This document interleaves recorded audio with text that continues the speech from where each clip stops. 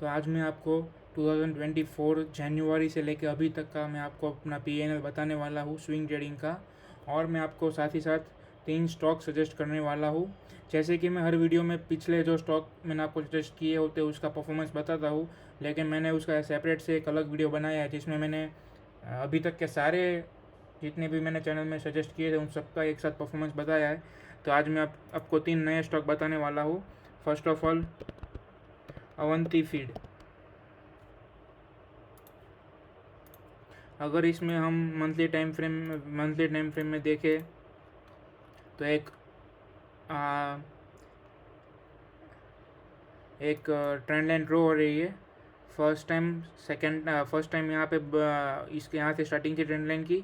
Second time rejection लिया, third time और ज़्यादा हैवी रिजेक्शन लिया, और एक बार ट्राई की लेकिन पहुँच ही नहीं पाया, और यहाँ पे एक न्यू रेजिस्टेंस लेवल ड्रॉ कर दिया। ये हम अगर वीकली टाइम फ्रेम में देखेंगे आप तो आपको ये रेजिस्टेंस दिखेगा।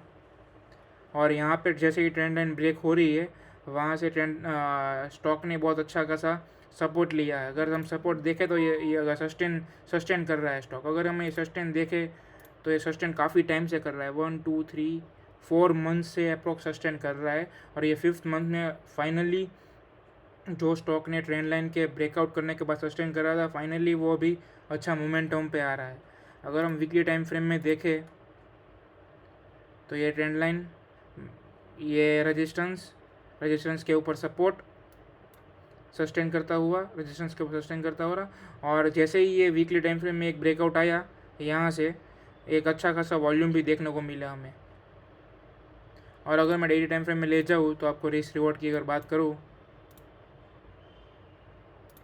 तो अगर आप अच्छा सॉरी, ये वीकली टाइम फ्रेम में इसका रिस्क रिवॉर्ड हमको अच्छे से समझ आएगा, क्योंकि डेली टाइम फ्रेम में कैंडल समझ नहीं आ रही है। अगर हम इसका रिस्क रिवॉर्ड की बात करें तो आपका स्टॉप लॉस अराउंड इस बॉडी के लोग आपका स्टॉप लॉस होना चाहिए 14%। अगर टारगेट की बात करूँ तो 25% अप्रोक्स टारगेट आ रहा है। बट अगर आपको अच्छे रिस्क रिवॉर्ड के साथ काम करना है तो आपको यहाँ तक का इंतज़ार करना पड़ेगा। अगर स्टॉक यहाँ से रिटेस्ट करता है और वापस यहाँ से जाता है, या तो दो चीज़ें हो सकती है, या तो ये वापस यहाँ से सस्टेन करेगा, बाद में अच्छा मूवमेंट देगा, या तो अभी डायरेक्ट ही एक अच्छा खासा मोमेंटम दे देगा। लेकिन जिसको अच्छे रिस्क रिवॉर्ड के साथ काम करना है वो यहाँ से रिटेस्ट पे ले सकते हैं। तो रिटेस्ट पे उनका रिस्क बन जाएगा सिर्फ 8%, और यहाँ से लेते तो सिर्फ 14% का रिस्क रिवॉर्ड होता। अगर मैं आपको दूसरे स्टॉक की बात करूँ, वी मार्ट। वी मार्ट में भी ऐसा स्ट्रक्चर है, लेकिन उसमें और ज़्यादा स्ट्रॉन्ग स्ट्रक्चर। अगर मैं आपको स्ट्रॉन्ग स्ट्रक्चर बोलूँ तो कैसे, अगर वीकली टाइम फ्रेम में देखें तो यहाँ पे एक रेजिस्टेंस ड्रॉ हो रहा है। फर्स्ट टाइम बहुत अच्छा खासा रिजेक्शन लेके अच्छा खासा डाउनफॉल हुआ। सेकंड टाइम यहाँ पे शूटिंग स्टार बना के रिजेक्शन लिया। थर्ड टाइम अगर आप देखो तो यहाँ पे एक अच्छा खासा सस्टेन कर रहा है, और सस्टेन करने के साथ इन्होंने रेजिस्टेंस भी ब्रेक किया है, और साथ में 200 मूविंग एवरेज को भी अच्छा खासा ब्रेकआउट किया है। और ये कैंडल भी बहुत अच्छी पावरफुल है। और इसका अगर हम टारगेट देखें तो टारगेट अभी यहाँ से एक अच्छा खासा मोमेंटम आ गया है। अगर आपने यहाँ से लिया होता तो आप अर्ली एंट्री होती, लेकिन अभी स्टॉक थोड़ा ऊपर चला गया है, 11% अब चला गया, और टारगेट इसका है 25%। लेकिन अगर आप यहाँ से रिस्क रिवॉर्ड थोड़ा अच्छा नहीं बैठेगा, क्योंकि यहाँ से रिस्क आपका हो जाता है अराउंड 18%, और टारगेट है आपका सिर्फ यहाँ से 12% जितना। तो ये मोमेंटम स्टॉक तो यहाँ से मोमेंटम दे देगा, लेकिन आपका रिस्क रिवॉर्ड अच्छे से नहीं बैठेगा। अगर स्टॉक मार्केट में आपको ओवरऑल प्रॉफिट करना है तो आपको हमेशा रिस्क रिवॉर्ड के ऊपर ही आप काम करिए। तो ये स्टॉक मोमेंटम मतलब ये स्टॉक में अभी भी आने वाली है, लेकिन यहाँ पे आपकी एंट्री सही नहीं बैठेगी, क्योंकि आपका रिस्क सही नहीं बैठेगा। तो वीमार्ट आप अवॉइड कर सकते हैं। हम तीसरा स्टॉक बताऊँ तो बेक्टोर फूड। अगर मैं इसमें मैं आपको बात करूँ तो ये स्टॉक पहले से ही अच्छा खासा अप ट्रेंड पे है। वीकली टाइम फ्रेम पे ले जाऊँ तो आपको इसमें समझ आएगा कि सर रेजिस्टेंस कहाँ पे ड्रॉ हो रहा है। रेजिस्टेंस यहाँ पे ड्रॉ हो रहा है, और रेजिस्टेंस लेने के बाद अगर मैं आपको दिखाऊँ तो 1 2 3 4 5 वीक से ये स्टॉक सस्टेन कर रहा है। और जैसे ही फिफ्थ कैंडल बनाई वो इंडिसीजन कैंडल बनाई, और इंडिसीजन कैंडल कि हाई ब्रेक करने के बाद अच्छी खासी मोमेंटम आई होगी। अगर मैं इसको आपको डेली टाइम फ्रेम में बताऊँ तो ये अभी एंट्री बहुत लेट नहीं हुई है, क्योंकि यहाँ पे हमारी एंट्री होती है और यहाँ से हमारा स्टॉक 8% भी चला गया और वापस 3%, यहाँ से अभी हम देखें तो 3% का मूव टोटल आया है। अगर मैं इसकी रिस्क की बात करूँ तो आप दो इसमें स्टॉप लॉस होता है। एक तो यहाँ से रेजिस्टेंस तक का सपोर्ट, रेजिस्टेंस तक का एसएल, और दूसरा एसएल हो सकता है यहाँ इस कैंडल का लो जो कि है 13%। वो लोगों के ऊपर निर्भर करता है या लोगों के एक्सपीरियंस पे निर्भर करता है कि वो स्टॉप लॉस कहाँ पे लगाते हैं। लेकिन इसमें अगर हम टारगेट की बात करूँ तो ये स्टॉक ऑलमोस्ट मतलब ऑल टाइम हाई पे है, तो हम इसमें टारगेट अच्छे से डिसाइड नहीं कर सकते।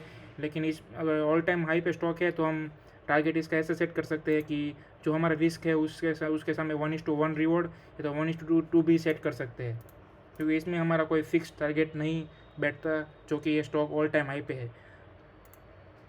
ये मैंने तीनों स्टॉक आपको वीकली स्विंग ट्रेडिंग के लिए बता दिए। अभी मैं आपको अपना पीएनएल बताता हूँ। तो ज़ीरोधा में मेरा डीमेट अकाउंट ज़ीरोधा में है। इसमें रिपोर्ट पे जाते हैं, पीएनएल पे जाते हैं और इसमें रियलाइज़ करता हूँ। और जनवरी 2024 से जून 7 दोस्तों ये मेरा है स्विंग ट्रेडिंग का पीएनएल जनवरी से लेके 2024 जनवरी से लेके जून 2024 तक का, मतलब 1 2 3 4 5 6 मंथ का ये मेरा पीएनएल है।